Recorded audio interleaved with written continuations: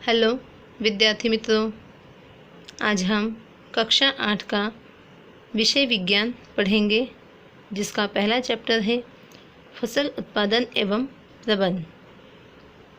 आप सब जानते हैं कि सभी सजीवों को भोजन की आवश्यकता होती है।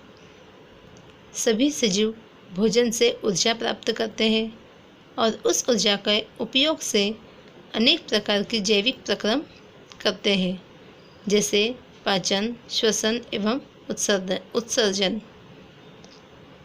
हम अपना भोजन पौधे और जंतुओं से प्राप्त करते हैं, लेकिन पौधे एकमात्र ऐसे जीव हैं जो अपना भोजन स्वयं बनाते हैं, वह भी प्रकाश संश्लेषण प्रक्रिया के जरिए। अब हम जानेंगे कि फसल किसे कहते हैं। जब एक ही किस्म के पौधे किसी एक स्थान पर बड़े पैमाने पर एक साथ उगाए जाते हैं तो इसे हम फसल कहते हैं, जैसे कि गेहूं की फसल, मक्के की फसल इत्यादि। आप जानते हैं कि फसलें अलग अलग प्रकार की होती हैं, अन्न, सब्जियां और फल। जिस मौसम में यह पौधे उगाए जाते हैं उसके आधार पर हम फसलों का वर्गीकरण कर सकते हैं। भारत एक विशाल देश है। यहाँ पर ताप, आर्द्रता और वर्षा जैसी जलवायु परिस्थितियाँ हर एक जगह पर अलग अलग होती हैं। अतः देश के अलग अलग भागों में अलग अलग प्रकार की फसलें ली जाती हैं। फसलें दो प्रकार की होती हैं, खरीफ फसल और रबी की फसल। खरीफ फसल देखेंगे। खरीफ फसल वर्षा ऋतु में ली जाती है। भारत में वर्षा ऋतु सामान्यतः जून से सितंबर तक होती है।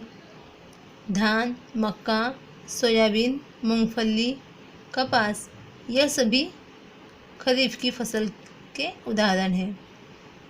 अब हम देखेंगे रबी की फसल। रबी की फसल वह फसल है जो शीत ऋतु में अक्टूबर से मार्च तक ली जाती है, उसे हम रबी की फसल कहते हैं, जैसे गेहूँ, चना, मटर, सरसों तथा अलसी। ये रबी के फसल के उदाहरण हैं।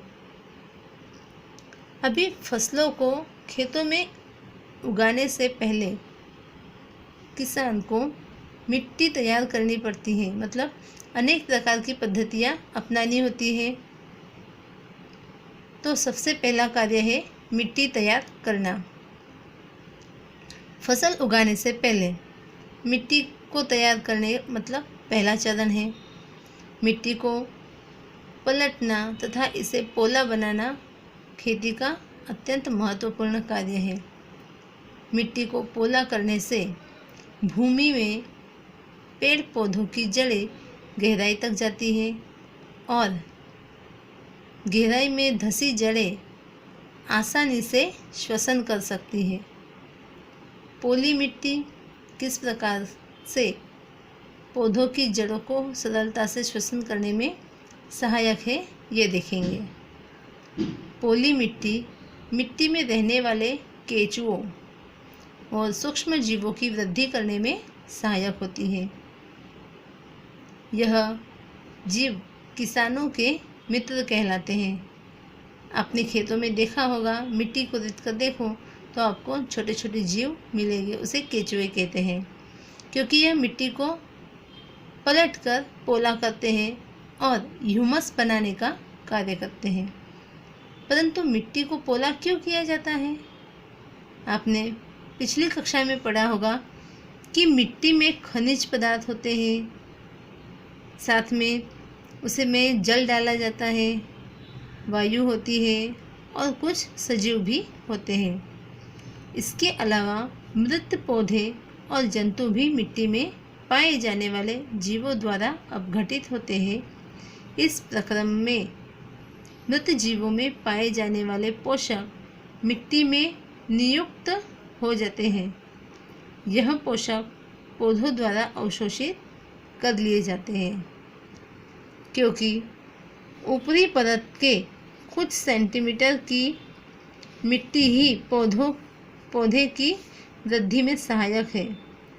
इसे उलटने पलटने और पोला करने से पोषक पदार्थ ऊपर आ जाते हैं और पौधे इन पोषक पदार्थों का उपयोग कर सकते हैं। अतः मिट्टी को उलटना पलटना और पोला करना फसल उगाने के लिए बहुत ही ज़रूरी होते हैं। मिट्टी को उलटने पलटने और पोला करने की प्रक्रिया जुताई कहलाती है। इसे हल चलाकर करते हैं।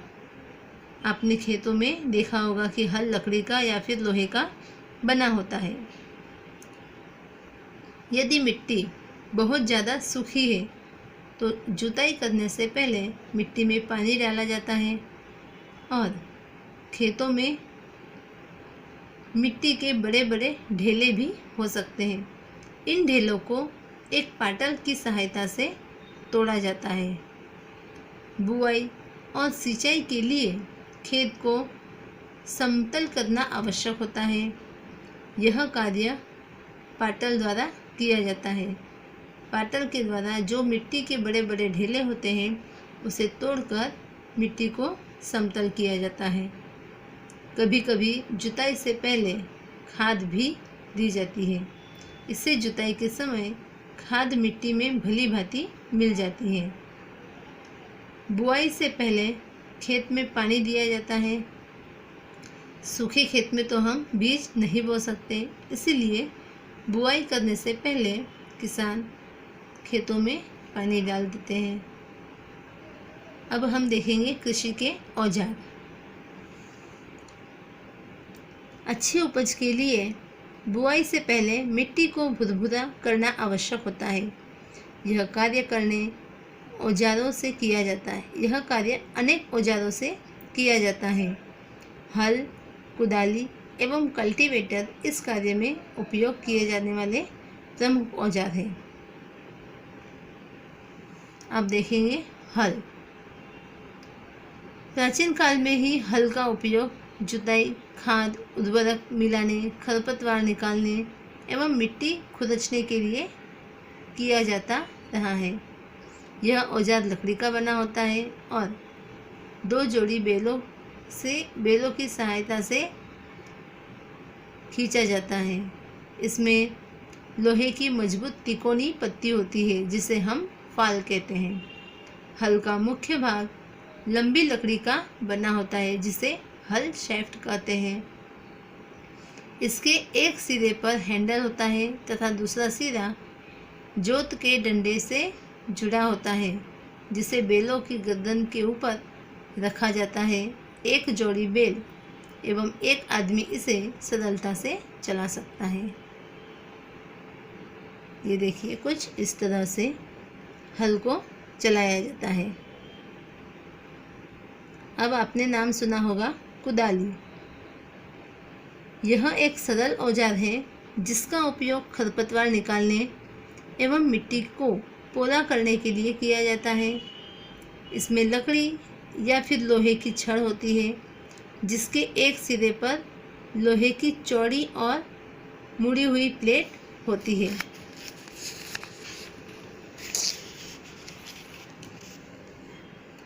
अगला औजार है कल्टीवेटर।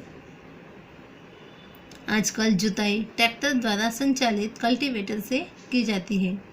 कल्टीवेटर के उपयोग से श्रम और समय दोनों की ही बचत होती है।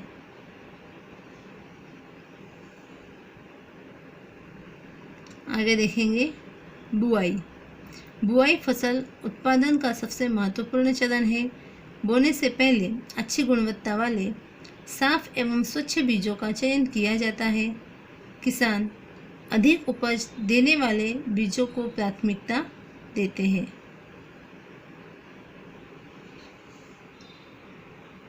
क्या कुछ बीज जल के ऊपर तैरने लगते हैं?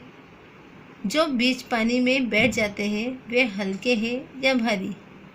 आपने देखा होगा कुछ अनाज के दानों को आप पानी में डालकर देखिए तो कुछ अनाज के दाने पानी के ऊपर तैरने लगते हैं क्योंकि वो हल्के होते हैं, और जो भारी है मतलब जो सही तरीके से अच्छे पका हुआ बीज है वह पानी के नीचे चला जाएगा और इस कारण हल्के होते हैं। अतः यह जल पर तैरने लगते हैं। अच्छे बीज स्वस्थ बीजों को क्षतिग्रस्त बीजों से अलग करके यह एक अच्छी विधि है। बुआई से पहले बीज बोने के औजार के बारे में जानना अत्यंत आवश्यक है।